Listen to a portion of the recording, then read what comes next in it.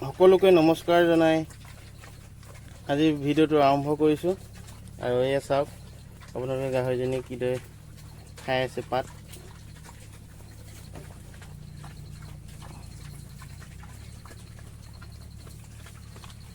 চাওক পোৱালিকেইটা চাওক, আজি সিহঁতৰ 14 দিন হ'ল।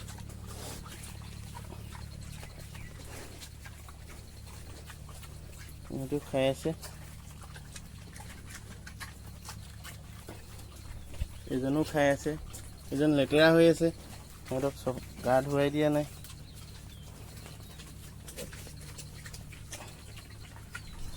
চব এয়াৰ হ'ল এই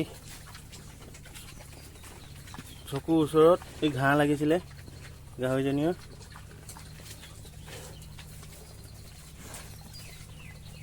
ঘাঁহ লাগি মানে খহু ওলাইছিলে, ফুলি ফুলি গৈছিলে চকুকেইটা,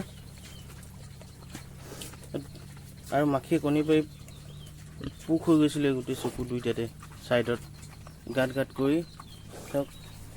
কাৰণ মই এই ইয়াত গাঁতটো খান্দিছিলে গাহৰিজনীয়ে, গাঁতটো খন্দাৰ কাৰণে মই বালি দি দিছিলোঁ ইয়াত। সেই বালি দি দিয়াৰ কাৰণে মানে সেই আৰু বালি জেগাত এই বালি চাহিয়ে খালে নেকি, চাহি লাগিলে, সেইটো কাৰণে হ'ব পাৰে।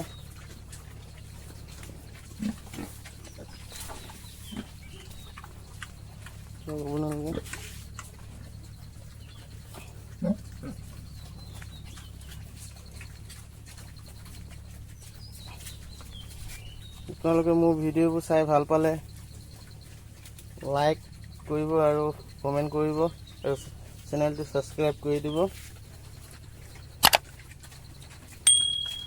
চাওক পোৱালিকেইটা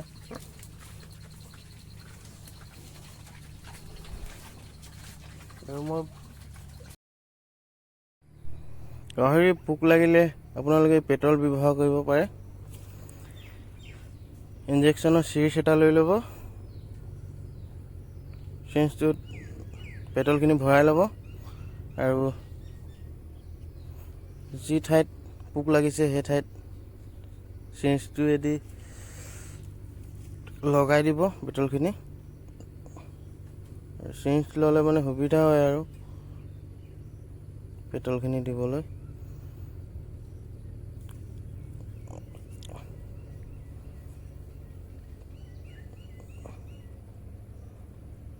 আৰু দি কেনে যিডোখৰ ঠাইত ঘাঁহ লাগিছে সেই ঠাইত এই স্প্ৰেয়াৰটো মাৰি দিব মাখি নপৰিবলৈ।